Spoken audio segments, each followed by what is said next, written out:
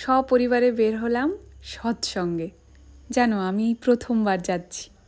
এদিকে মা আছে, এদিকে বাবু।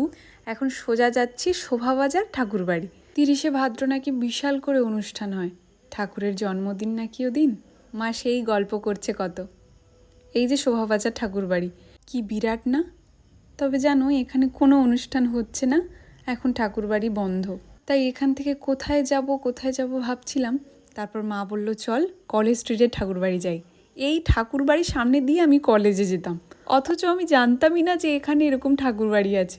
প্রচুর লোক হয়েছে, এটা প্রসাদ খাওয়ার লাইন।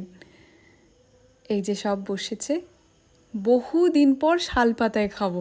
প্রথমে দিল তেতো, তারপরে ছিল ডাল আর একটা সবজির তরকারি, আর শেষ পাতে পায়েস। সে যে কি ভালো খেতে, বোঝাতে পারবো না। খুব ভালো গেল আজ দিনটা। যাই হোক, চলো সবাই ভালো থাকো, সুস্থ থাকো, আর সবাইকে ভালো রাখো। আজকে তাহলে আসি, দেখা হচ্ছে কাল।